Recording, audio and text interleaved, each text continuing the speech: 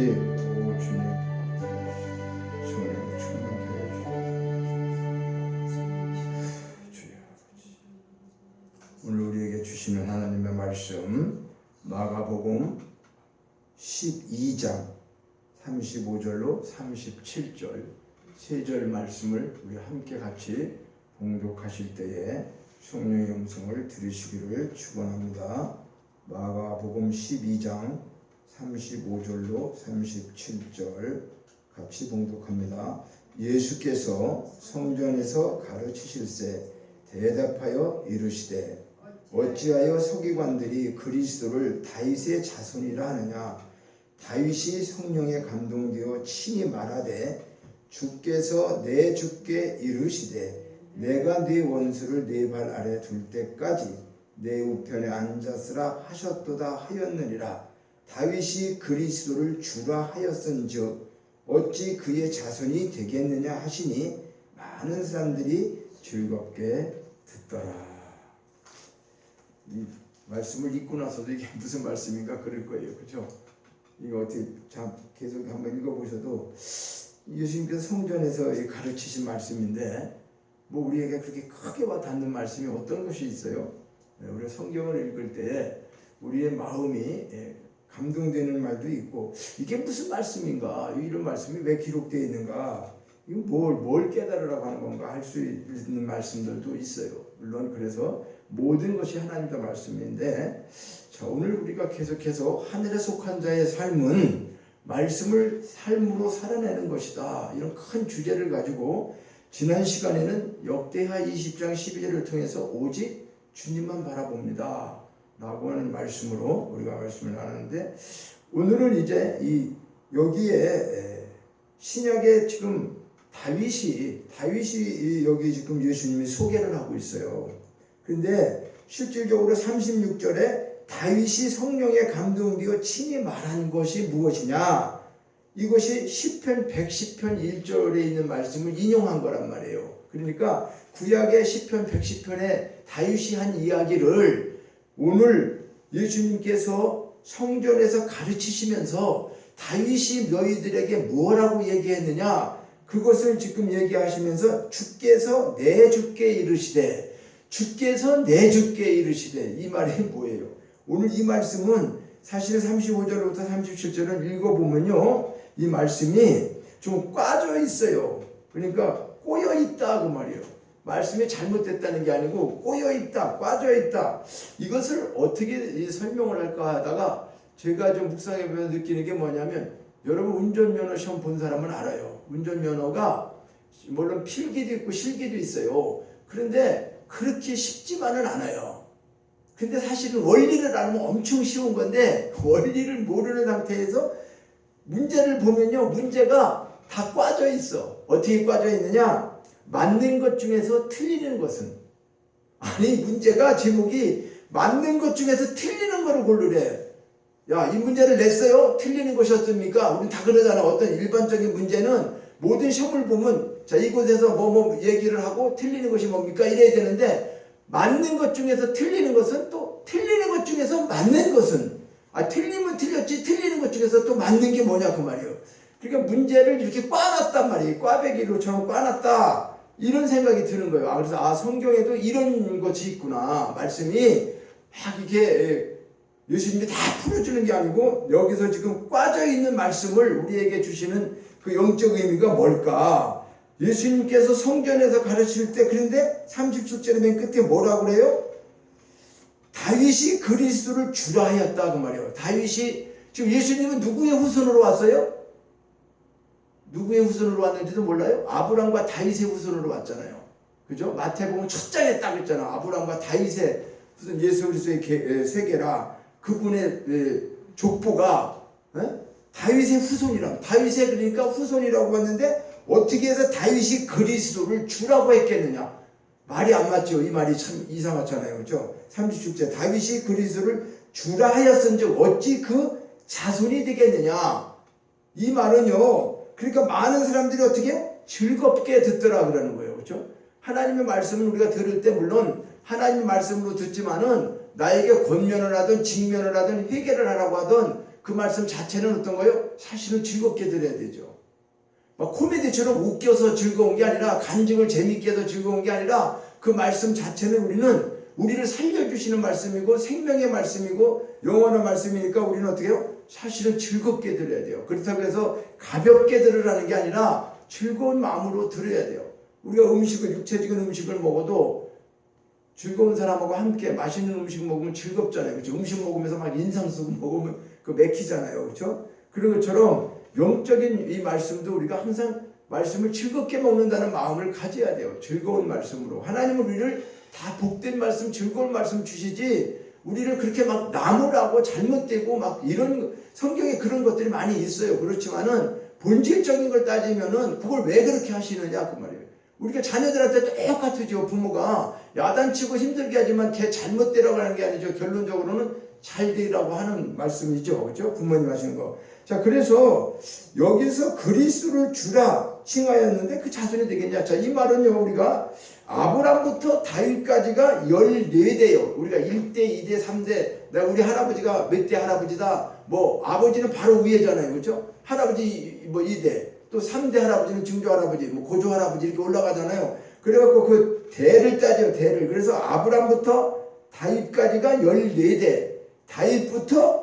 다윗부터 바벨론으로 그들이 붙잡혀 갔잖아요. 그렇죠? 바벨론 포로로 붙잡혀 갔어요. 그때가 14대예요.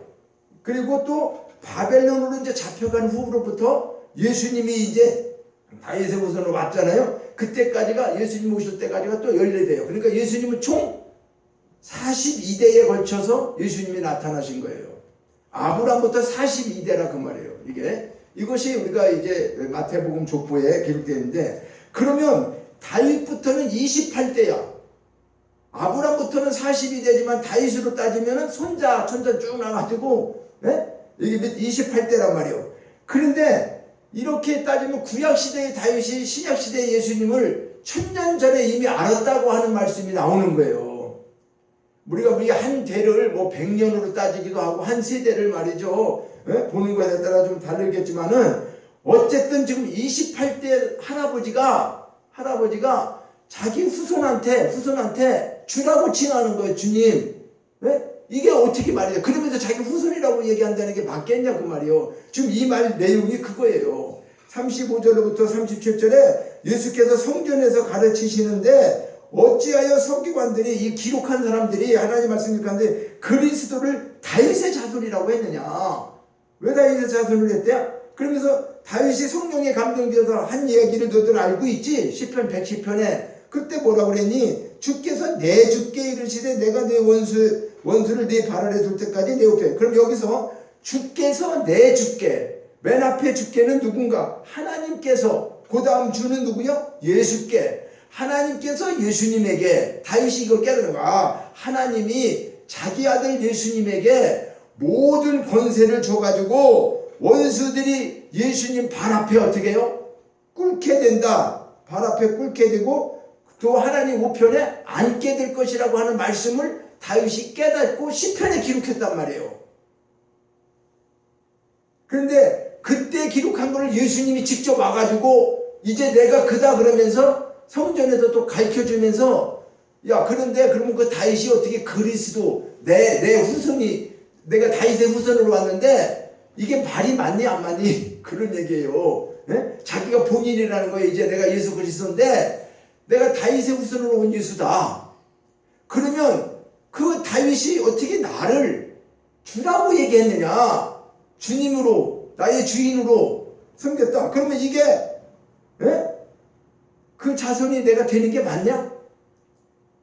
이거 대답이 참 어려워.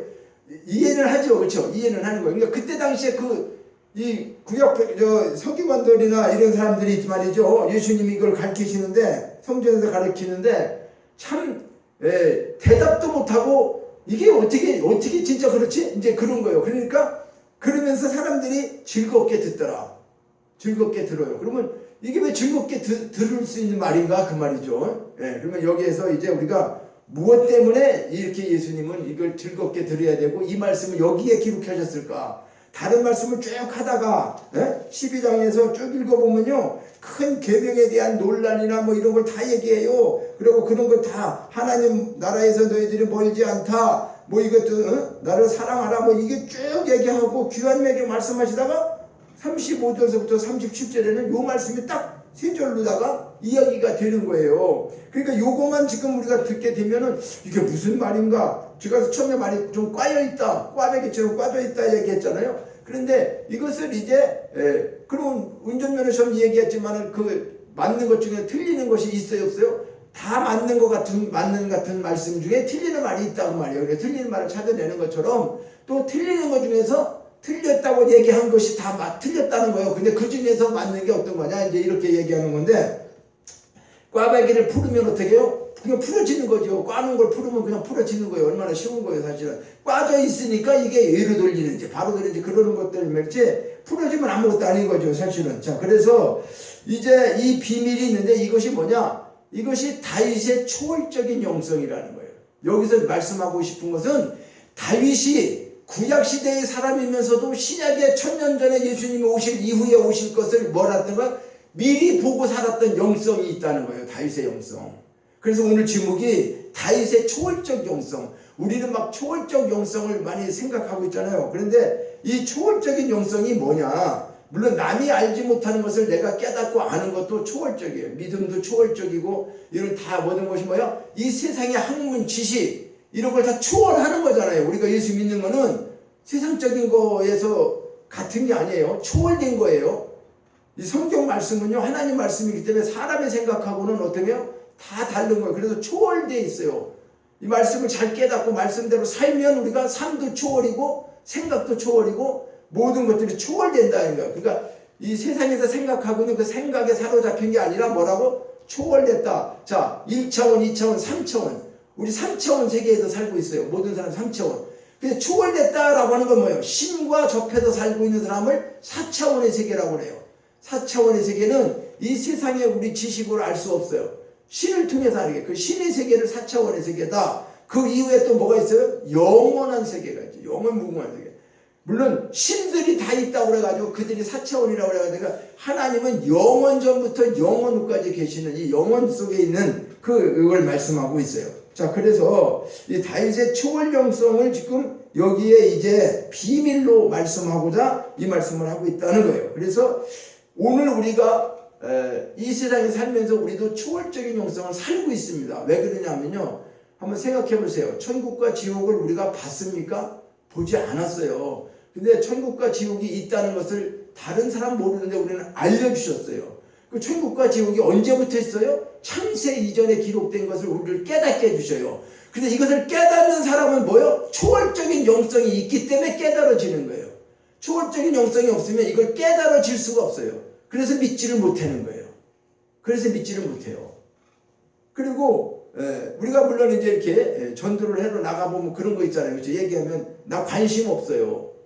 뭐 관심 없어. 관심이 없다는 얘기도 맞아요. 본인은 그 관심이 없어. 다른 게 지금. 그리고 나 안 믿어요.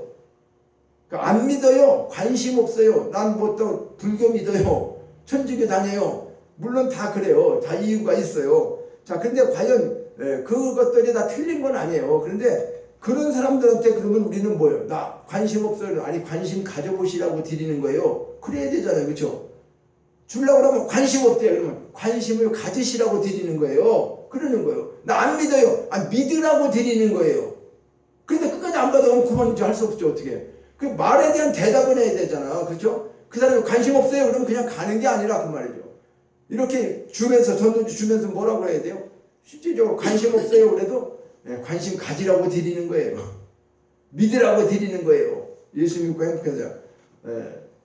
참 그런 것들을 우리가 깨닫게 됩니다. 제가 뭐 큰 저기 하는 게 아니고 이제 마음이 저기에서 전도지를 하루에 10장씩 이제 또 시간에 맞춰서 이 호수공원 가면서 여기 전도지 만들어 놓은 거 있습니다. 뭐 전하고 싶으신 분은 2-3장씩이라도 가져가서 전하셔도 되고요. 마음에 우러나는 대로 하세요. 저는 이제 10장씩 이렇게 가면서 그런 걸 이렇게 느껴보게 되더라고요. 사람들 대화 그러니까 어떤 사람은 수고하세요로 받아가고 어떤 사람은 믿는다고 하는 사람은 참 주기는 그래요. 그렇죠? 저 예수 믿으라니까 그래서 이제 믿는다고 하니까 그래요. 그러면 좀 가져가서 전해주시기도 하고요. 좀 저희가 하는 것은 다른 거니 그거 안에도 좀 읽어보세요. 그 써져 있는 것이 많이 참고가 될 겁니다. 그래서 주기도 해요. 꼭 뭐 예수 믿는다고 해서 안 주고 그러는 건 아니에요. 예수 믿어도 주는 거예요. 주면서 들어보시라고 보시라고 이렇게 이야기하는데, 자 어쨌든 우리는 뭐라고? 이 다윗이 참 신비한 사람이었어요.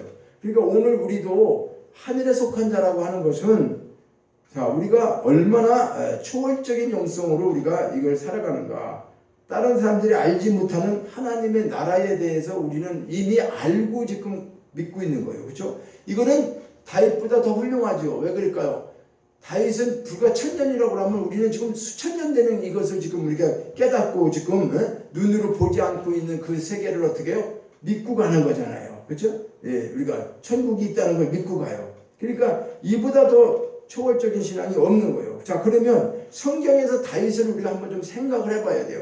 다윗이 훌륭한 점이 참 많았는데 다윗을 지금 사람들이 좀 업신여기는 관계가 무엇 때문에 그러냐면 다윗이 크게 범죄한 사건 하나 때문에 아유 다윗 뭐 형편없지 뭐 이렇게 얘기하는 사람들도 많이 있어요. 왜? 다윗을 전체를 모르니까. 근데 다윗은 참 얼마나 신비한 사람이냐 하면은 물론 밧세바라고 하는 자기의 그 장군의 그죠 부인이죠. 지금 전쟁이 일어났어요. 전쟁터에서 자기 남편이 좀 싸우고 있어요. 근데 자기가 어느 날 목욕하는 그 여자를 보고 옥상에서 거닐다가 그 여자의 음욕이 생겨서 들고 와서 부정을 저질렀어요. 죄를 범했단 말이에요. 그리고 났는데 알고 보니까 자기 사랑하는 부하의 부인이에요. 충성스러운 그 부하의 부인인데 이제 지나고 났는데 어떻게 해요? 임신했다는 소리가 들리는 거예요. 그러니까 아 이거 큰일 났구나. 그래갖고 다윗이 그걸 숨기기 위해 가지고 우리아를 불러들여 전쟁터에 있는 사람을 불러들여가지고 지금 다윗의 잔꾀는 뭐예요? 야, 너 그동안 수고 많이 했어. 이제 좀 휴가를 주는 거예요. 쉽게 얘기하면 휴가를 보내면서 집에 가서 부인하고 좀 잘 지내고 그러다 보면 이제 뭐 부부 관계도 갖고 뭐 이래서 이제 애가 나도 누구인지 지금처럼 우리 국민과학연구소에 가서 친자 확인 같은 거 하는 그런 시대가 아니잖아요. 그러니까 당연히 그냥 뭐 자기 시다 생각할 수 있지 않겠어요? 그 다윗이 이러한 생각을 갖고 그를 불러들였는데 이게 자기 뜻대로 안 된 거예요. 무슨 얘기냐면 그 우리아가 얼마나 충성스러우냐면 다윗이 그렇게 얘기를 하고 베풀어 줬는데 집에를 안 가.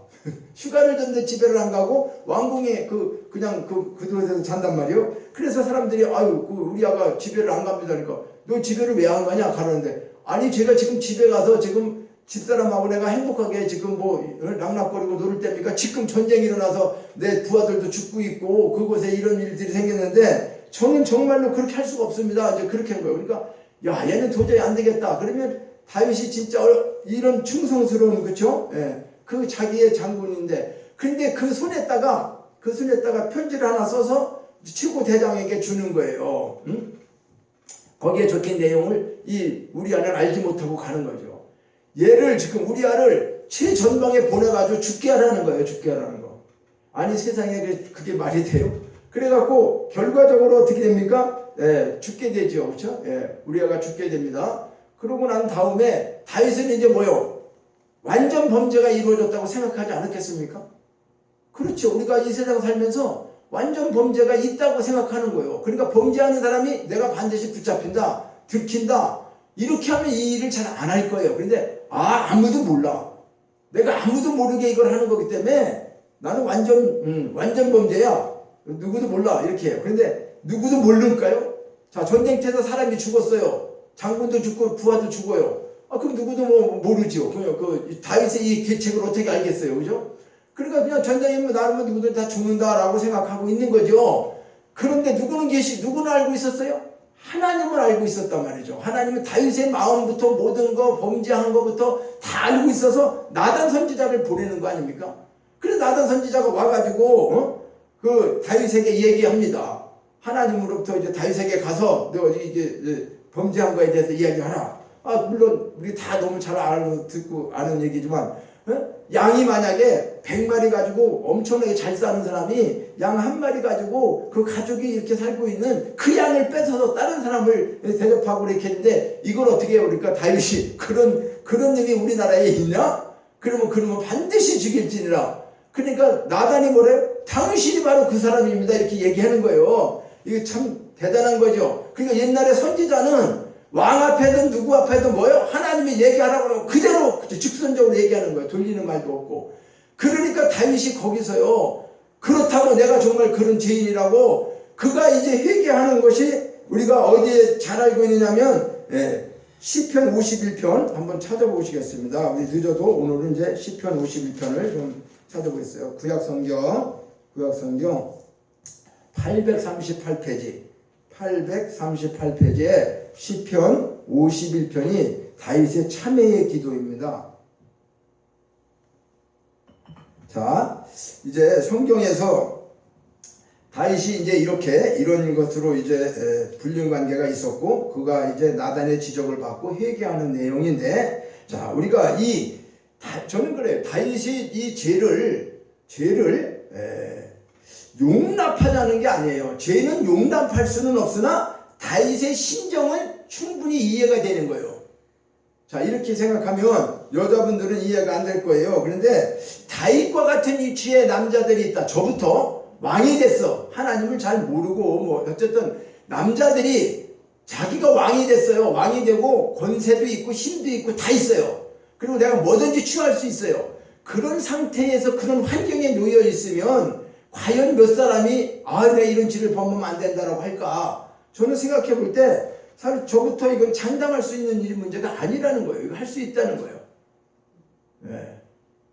그러니까 그러면 그것을 갖다가 지금 합리화시키려고 하느냐? 아니에요. 합리화시키자는 게 아니에요. 그래서 제가 다윗의 죄가 없다는 것이 아니다. 그 죄를 용납해 주자는 게 아니라는 거예요. 그 심정은 충분히 이해를 하자는 거죠. 다윗의 심정은 이해가 가는데, 우리가 그런 거 아닙니까?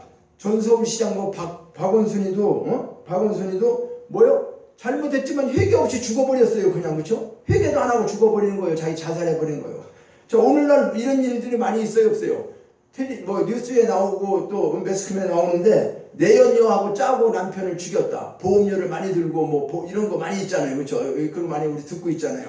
그러니까 이건 소소한 건데도 사소한 거 돈 얼마 때문에도 그렇게 하는데 이거 왕이 돼가지고 지가 다 누릴 수 있다고 하는데 그거 얼마든지 자기가 할 수 있는 그런 게 되겠죠. 그래서 범죄 이후에 어떤 일을 했느냐가 우리가 이제 오늘 보고자 하는 것이죠. 다윗도 사람이기 때문에 죄를 범했어요. 근데 죄를 범하고 난 다음에 그가 지금 회개를 하면서 깨달은 것이 우리와 똑같은 회개를 하느냐 다른 회개를 하느냐, 회개의 초월성이 뭐냐를 지금 얘기하는 거예요. 우리가 지금 그냥 우리도 죄 지면 회개하지 않습니까? 하나님께 잘못하면 회개하죠. 오늘도 참회 기도를 드리고 1분이 됐든 2분이 됐든 하자고 하는 건 뭐예요? 한 주 동안에 하는 말씀대로 못 사는 거 참회하자고 기도하는 거죠. 그런데 그렇게 우리가 이런 회개인가? 다윗의 회개가 어떤 회개인가? 우리가 왜 똑같은 반복이 될까? 제대로 회개가 안 돼서 그렇다는 걸 깨달은 거예요. 그러니까 초월적인 회개가 어떤 것인가? 이걸 오늘 우리가 생각해 보자고 하는 거예요. 그래서 자 51장 5절을 한번 봅니다. 5절 시작. 내가 죄악 중에서 출생하였으며 어머니가 죄 중에서 나를 잉태하였나이다. 자, 이 말은 뭐예요? 사실은 내가 지금 죄를 진 게 하나님 앞에 얘기하는 게, 하나님, 아니요, 내가 죄인으로 태어났는데 죄악 중에서 태어나서 내가 의인이 아니고 죄인이니까 죄를 질 수밖에 없다는 거예요. 죄 중에서 나를 잉태하고 죄에서 태어났대. 자, 그러면 이게 사실 어떻게 보면은 본질적이고 근본적인 얘기인데, 내 죄가 엄격히 따지면 어떻게 해요? 나에게 있는 게 아니고 이게 원인을 다른 데 있다라고 지금 어떻게 되는 것 같아요? 핑계 되는 거죠. 어떻게 보면. 그렇죠? 이 말이요. 우리도 그렇잖아요. 죄를 짓고 나면 내가 죄 졌습니다라고 바로 회개합니까? 그걸 잘 안 깨닫고 어쨌든 간에 죄를 짓고 나면 끔찍한 살인죄를 짓고 나서도 그들이 가책을 느끼지 않고 회개는 고사하고 태어난 모습, 이런 것 때문에 치가 더 떨리는 거잖아요. 그렇죠? 저 사람을 저 어린애를 잔약하게 죽였어. 저기 진짜 부모 맞아? 그런데 그 부모는 오히려 담당한 거야. 죄처럼 느끼지 않는단 말이에요. 그러니까 우리는 살인한 것도 문제가 되는데 그거를 갖다가 우리가 보는 사람 입장에서는 야, 저런 인간이 있을까? 이렇게 하는 거 아닙니까? 그런데 우리는 거기에서 진짜 제일 중요한 거는 뭐라는 거예요? 자꾸 죄를 짓고 난 다음에 핑계를 대게 되죠. 죄를 진 사람은 핑계를 대게 돼요. 자, 그러면 죄를 짓고 난 핑계와 같이 들려지는 지금 내가 죄악 중에서 출생했다. 하나님, 내가 죄인인 거 아시지 않습니까? 그러면 내가 원래 죄인으로 태어났으니 우리가 지금 죄를 지면 하나님 앞에 모든 죄를 지금 다윗처럼 얘기한다 그러면 이 말을 된다고 하면 어떻게 되는 거예요? 나 죄인으로 태어난 거 하나님 알잖아요. 아담과 원죄 그래요. 그리고 예수님으로 인해서 죄를 씻어줬다고 해요. 그러면 계속 말로다가 하나님하고 어떻게 해야 돼요? 이렇게 얘기했는데 제가 이렇게 된 거 아닙니까? 이렇게 하면 이게 뭐 하는 거예요? 계속해서 핑계가 되겠죠. 죄를 짓고 난 다음에. 그런데 다윗은 이 말을 하면서 본질적인 것을 이야기하면서 그걸 핑계하려고 하는 게 아니었다는 게 나와 있어요. 자, 51편 2절을 한번 봅니다. 2절. 죄를 졌어요. 죄를 짓고 난 다음에 나의 죄악을 말갛게 씻으시며 나의 죄를 깨끗이 제거하여 주세요. 그렇죠? 제하여 주세요 하죠. 그리고 7절을 보겠습니다. 7절 시작. 우슬초로 나를 정결하게 하소서. 내가 정하리이다. 나의 죄를 씻어주소서. 내가 눈보다 희리다. 이 두 가지 내용이 2절과 7절을 요약하면요, 쉽게 요약하면은 우리는 죄를 지면 죄만 용서해달라고 그러죠. 내가 지금 이 죄를 졌어. 이 죄를 사람을 죽였어요. 죽인 죄만 용서해달라고 그래. 살인죄만 용서해달라고 그런다 그 말이에요. 우리가 죄를 할 때. 근데 이 내용은 무슨 얘기냐면 죄도 씻어주죠. 죄도 없애버리고 나도 죄를 진 이 몸도 깨끗하게 씻어달라는 거예요. 제 몸이 죄를 졌으니까 몸도 깨끗하게 씻어달라는 것을 지금 어떻게 해요?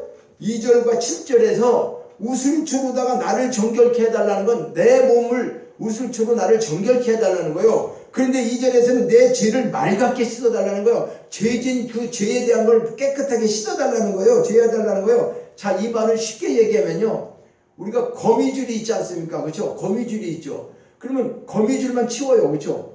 거미줄이 생겼네? 거미줄 치워요? 그러면 거미를 안 잡으면 거미줄이 또 생겨요? 안 생겨요? 생기죠. 그래서 거미줄이 없애려고 하면 거미도 죽여야 돼요. 그죠? 그러니까 근본적으로 거미도 죽이고 거미줄도 없애야 돼.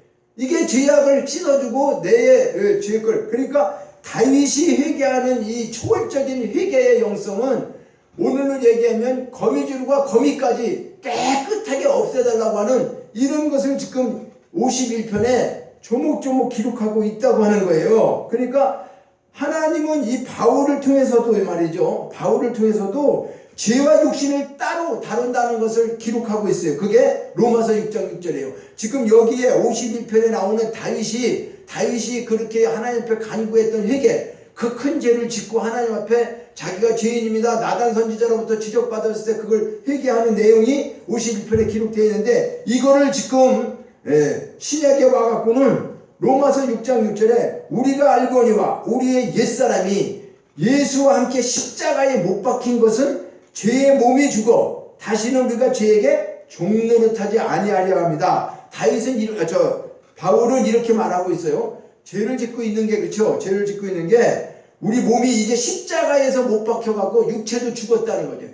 육체를 죽었으니까 과거에는 살아갖고 죄의 종이 됐었는데 이제는 내가 십자가에 못 박혀 죽었으니까 내 몸도 죽었다. 내 몸도 죽었으니까 이제는 죄의 종로로 살 수가 없다. 이거를 지금 로마서 6장 6절에 말씀하고 있어요. 그러니까 그리스도의 죽으신 것은 예수님이 죽으신 건 우리 죄만 사해줬다 생각을 해요. 우리는 우리 죄, 내가 진 과거의 모든 죄를 하나님 앞에 속죄받았다 그러죠. 그런데 그것이 조금 더 깊이 들어가야 된다. 뭐로 하냐면 죄를 만들어내고 있는 우리 육신을 위해서도 죽으셨다는 거예요.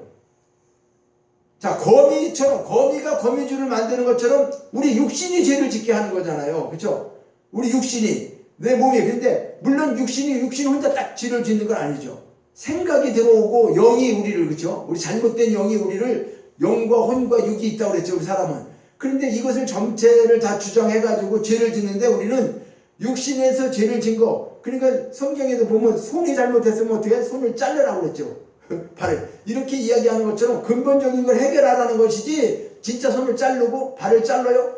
그런데 지금 사우디나 이런 데서는 그 적용되죠. 법으로 그걸 만들어가지고 광장에서 손 도둑질하다 걸리면 손도 자르게 하고 그렇죠. 이런 엄한 법이 있어요. 그러니까 그런 것들이 왜 생겨났느냐? 성경에 대해서 말씀하던 것을 지키고 그러는 거예요. 그러니까 죄를 회개하는데 죄짓게 하는 육신, 이거를 십자가에서 죽였다. 그러니까 우리가 이제는 사도 바울도 얘기하는 것처럼 예수와 함께 십자가에서 못 박힌 것은 그 예수님이 죄만을 위한 게 아니고 죄 짓고 있는 우리 육체의 모든 거, 이것도 다 어떻게 가요? 깨끗하게 해결해 주기 위해서 그분이 십자가에서 죽으신 것이지 내 죄 문제만 확 해결해 주는 게 아니라. 근데 우리는 자꾸 죄 문제만 없애달라고 그러죠. 혈기 부리면 혈기만 없애달라고 그러고, 시기는 시기, 질투는 질투, 요 죄의 그것만 없애달라고 그러잖아. 내가 왜? 근데 근본적으로 지금 뭐야? 십자가에 우리 몸이 죽지 않았기 때문에 이런 문제가 있는 거죠. 그래서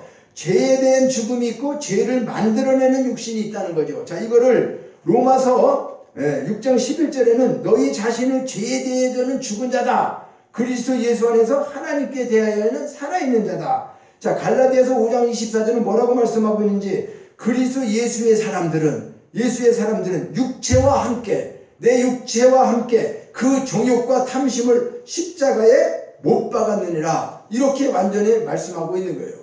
자, 그러니까 우리는 이것을 정확하게 깨달을 필요가 있죠. 말씀을 갈라디아 5장 24절처럼. 그러니까 다윗도 그것을 정확하게 알고 있었다는 거예요. 지금 이거는 왜 다윗이 초월적인 영성이냐면, 한번 생각을 해보세요. 다윗이 죄를 졌는데, 내 죄를 졌습니다, 용서해 주세요. 구약시대는 어떤 거예요? 구약시대는 양 한 마리 가져가면 돼요. 큰 죄를 졌어도 내가 이 양에게 죄를 다 덮어씌우고 내가 이런 죄를 졌으니까 용서해 주세요 하면 제사장한테 제사 드리고 그러면 되죠. 그런데 지금 그런 것이 아니었어요, 다윗은요. 그런 죄사의 행위에서 이 죄를 해결되는 게 아니구나. 마치 신약시대에 예수님이 오셔서 십자가에서 죄를 다 사해 주신 거, 이거를 깨달았다는 거. 이걸 깨달았다는 게 이게 초월적인 거란 말이죠.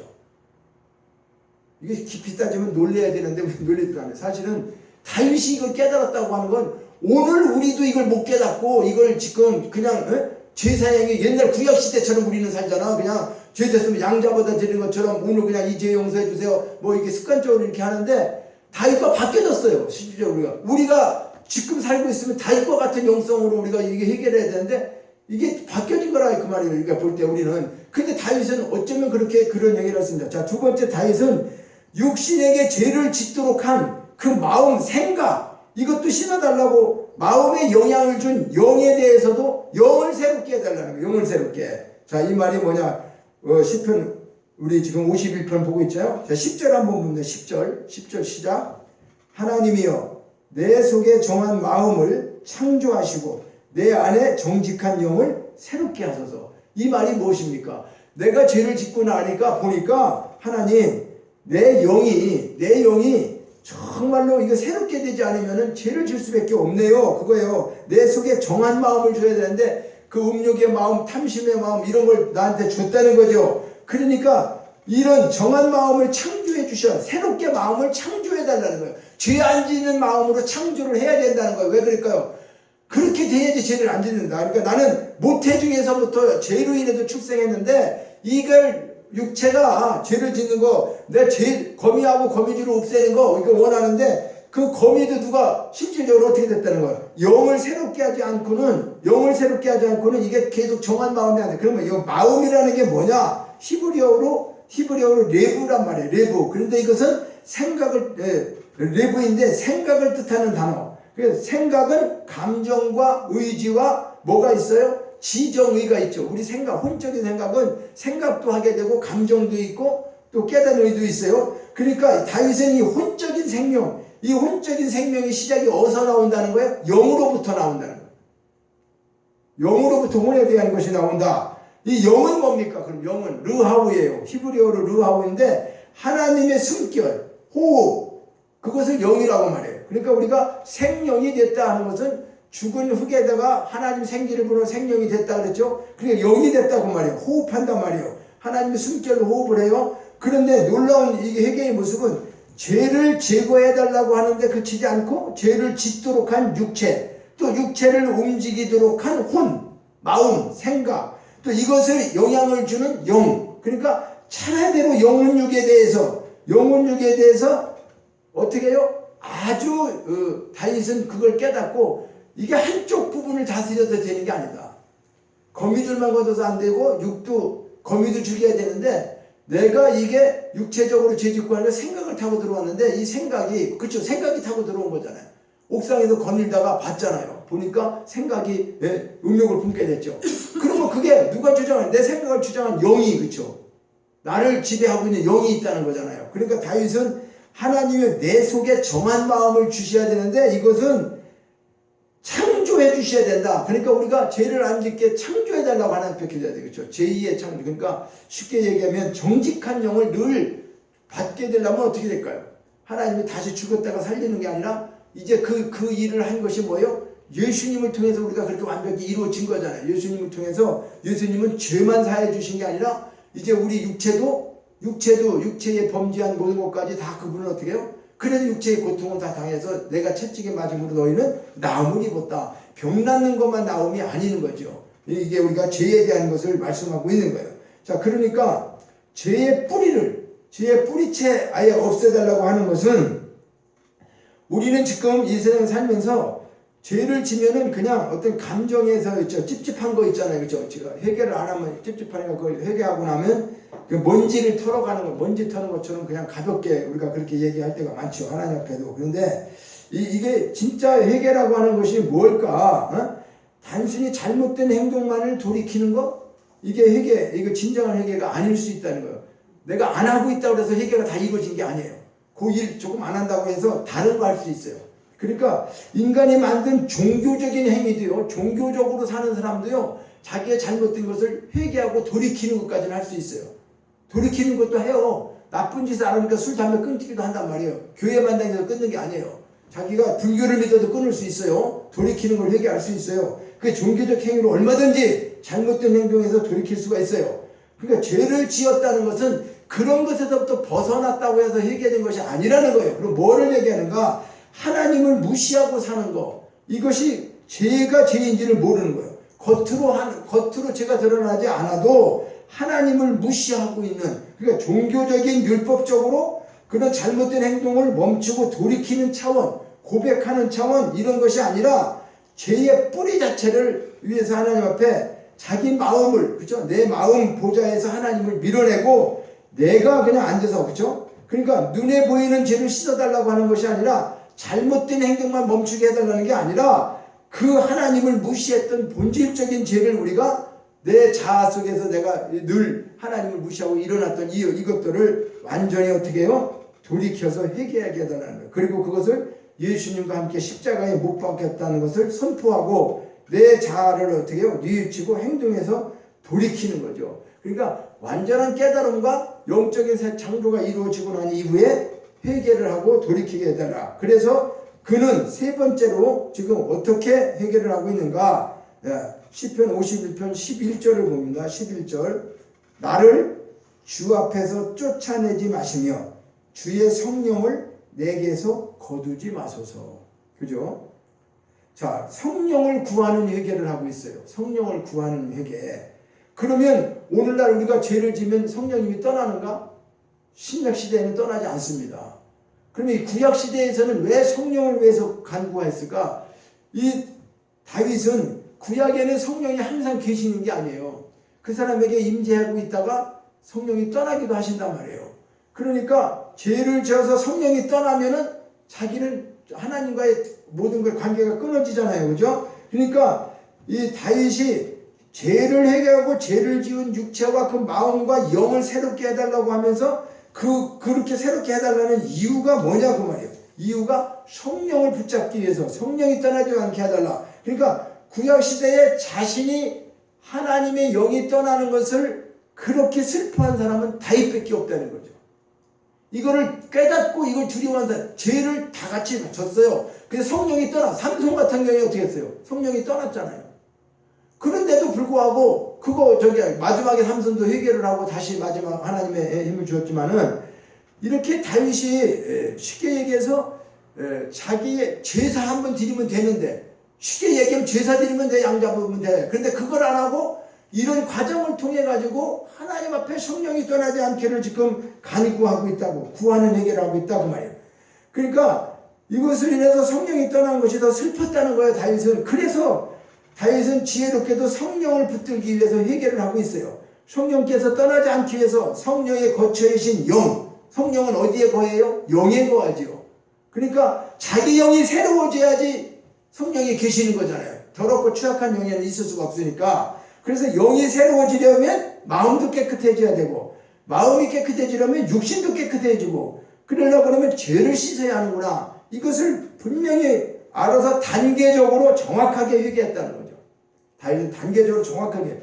실로 그것은 신약 시대 이후에 그리스도의 십자가 이후에 성령님이 오셨잖아요. 그렇죠? 물론 성령이 안 계신 게 아니에요. 창세 이전부터 삼위일체 하나님이 계셨는데 이렇게 우리가 성령 시대를 맞이하는 것처럼 성령이 막 역사하는 그런 시대가 아니었다고 말해요. 근데 우리는 예수님이 오시고 그분이 모든 것을 다 담당하시고 어떻게 다 이루시고 난 다음에 십자가에서 죽으시고 부활하시고 승천하시면서 누굴 보내주신다고? 보혜사 성령을. 그래서 그분이 가시고 보혜사 성령이 오셔서 이제 우리 모든 사람들에게 회개하고 그분을 마주하고 영접하는 자에게 뭐요? 성령이 임하는 거죠. 그래서 초대교회가 생긴 거 아닙니까? 사도행전에 보면. 그러니까 이것을 성령님을 그리스도 십자가 이후에 성령이 오게 된 것을 어떻게 미리 깨닫고 죄를 졌는데 그 성령님을 거두지 말라고, 성령님 떠나가게 하지 말라고 이것을 몸부림치면서 회개하며 기도할 수가 있었냐 그 말이에요. 이게 다윗의 초월적인 영성 중에서 우리 영성하는데 회개의 영성이 중요하죠. 그래서 다윗의 초월적 회개를 우리가 이 말씀 속에서 볼 수가 있어요. 그러니까 네 번째로는 다윗의 회개는 또 뭐예요? 구원의 즐거움을 회복하기 위해서 기도했다는 거예요. 자, 51편 12절을 보겠습니다. 12절 시작. 주의 구원의 즐거움을 내가 회복시켜 주시고 자원하는 심령을 주사 나를 붙으소서. 여기 뭐라고 해요? 구원의 즐거움. 구원의 즐거움을 내게 회복시켜 주시고 자기의 심령을 붙들어 달라 그러죠. 자, 그러니까 뭐요? 구원을 소멸하지 않게 해달라 그런 말하고 해요. 구원을 받았을 때의 즐거움이 있고 기쁨이 있는데 죄를 지으면, 오늘 우리는 그러면 이 말씀을 할 때 이렇게 말씀하면 우리가 어떤 의문이 생겨요? 목사님, 그러면 우리 구원 받았는데, 예수 믿고 구원 받았는데 내가 죄를 지면 그 구원이 취소됩니까? 구원이 없어집니까? 지금 그 얘기와 같잖아요. 왜냐하면 다윗이 생각할 때는 지금 내가 이 큰 죄로 인해 가지고 성령님이 떠나가고 구원도 없으면 자기는 어떻게 되는 거예요? 지옥 가는 거죠. 그렇죠? 그러니까 이렇게 해주지 말라고, 이렇게 회개 안 해달라고 지금 회개를 참여를 하는 거 아닙니까? 참여 기도를 하고 있는데 이 말씀을 구약시대에 기록한 거기 때문에, 구약시대에 다윗이 51편을 기록하면서 다윗의 감정으로 다윗의 내용이 아니라 하나님이 다윗을 통해서 그때의 우리가 회개하는 모습들을 기록한 거죠. 그런데 오늘 우리는 너무나 감사한 게 뭘까요? 죄를 지었어도 구원의 확신은 어떻게 해요? 구원은 우리가 얻는다는 거예요. 자, 그 말은 뭐냐면, 그러면 내가 계속 죄를 지어도 됐겠네, 구원을 받으니까. 이런 차원이 아니란 말이에요. 구원은 지금, 자, 그러면 이것은 무슨 얘기를 하기 위해서 그러느냐? 자, 이 내용을 잘 들어보세요. 구원이 누구에게서 이루어졌습니까? 내 행동에 의해서 이루어졌습니까? 내가 거룩할 때 구원해줬어요? 내가 하나님 뜻대로 살으니까 구원 받았습니까? 아니에요. 그러면 하나님이 일방적으로 우리를 창세전에, 그렇죠? 창세전에 예정하시고 선택하셔서 때에 따른 하나님의 경륜에 의해서 우리를 깨닫게, 우리는 허물과 죄로 죽었던 자라고 예배에서 말씀하고 있어요. 근데 하나님의 은혜로, 하나님의 선물로 내가 구원 받았어요. 하나님의 자녀가 되었어요. 자, 그런데 죄를 졌어요. 죄를 지면은 구원이 없어진다고 우리는 생각해갖고 막 회개를 해. 하나님, 나 지옥 가지 않게 해달라고 그런 마음으로 회개하는 거예요. 그리고 이제 회개를 잘하고 또 좀 뻔하게 살면 또 어떻게, 나 이제 천국 가는 거야 또 생각해요. 그러면 천국과 지옥이 어떻게 해요? 자기 행동에 의해서 맨날 오르락 내리락 하죠. 오늘은 천국 갔다가 내일은 죄지니까 지옥 갔다가 천국 갔다 지옥 갔다 이렇게 되죠. 그러니까 죄를 져도 된다, 그런 죄를 용납하라, 그런 내용이 아니에요. 이것은 뭐냐 하면 구원은 나의 행동에 의해서 이루어진 게 아니라는 사실을 우리는 믿어야 돼요. 이게 초월적 영성이에요. 우리가 오늘 살아가는 거. 내가 비록 부족하고 내가 비록 죄를 졌도 그 죄 때문에 나는 하나님으로부터 성령이 나가거나 내가 구원받지 못하거나 이런 것이 정립이 되지 않으면 이것은 우리가 어떻게 될까요? 구원파를 만드는 건 아니에요. 한번 구원받았으니까 무슨 죄를 져도 된다 그런 게 아니에요. 우리가 거룩하게 살지 못하는 걸 가슴 아파하고 누구처럼 다윗처럼 영혼 육 모든 것을 회개를 하고 철저하게 회개를 하면서 살아야 되는 것을 말씀해요. 그러나 그러다가도 죄를 진다 할지라도 우리는 어떻게 구원에 대한 것은 확신을 가지고 있어야 된다. 구원은 하나님의 놀라운 사랑과 그분의 은혜로 우리에게 주신 것이지 우리의 행위나 이런 것으로 이루어진 것이 절대 아니라는 거예요. 그러니까 우리 뭐예요? 누구에게든지 자꾸 전도해야 되고 믿으라고 해야 되는 거예요. 저 사람은 안 돼. 내 누구는 안 돼. 그거 우리가 속단하면 안 되죠. 그 속단하면 정말 안 됩니다. 그러니까 하나님 아버지께서 원하는 구원에 이르지 못하는 사람은 우리가 볼 때는 있을지 몰라도 하나님 그 일은 아니에요. 하나님이 하시는 일. 그냥 나랑 싸우고 내가 제일 미워하는 사람이 하나님이 사랑하는 사람이다. 그러면 어떻게 해요? 용서. 그래서 원수를 용서하라는 이유가 그냥 무작정 나한테 잘못했는데 어떻게 용서가 되고 사랑할 수가 있습니까? 안 되잖아요. 근데 그 이유를 하나님이 설명하시는 것은 네가 먼저 받았지 않냐? 그런 것은. 그죠? 우리 십자가에서 예수님으로부터 너 모든 거 걸려 받았지 않냐? 그러니까 너한테 잘못한 사람은 네가 십자가에 잘못한 거 예수님 못 박는 거 먹고 그만큼 잘못했냐 그 사람? 아니라는 거야. 네 감정에 의해서 너한테 잘못했다고 네가 원수처럼 지내고 있는 거 그것뿐이지 깊이 들어가 봐라. 그런 거 아니라 네가 잘못한 것보다 하나님 앞에 잘못한 거 우리가 따질 때 그러니까 이것을 생각해 본다고 한다면 사실은 원수 용서할 수가 있게 된다는 말씀을 하고 있는 거죠. 자, 구원에 대한 즐거움을 회복하기를 원했어요.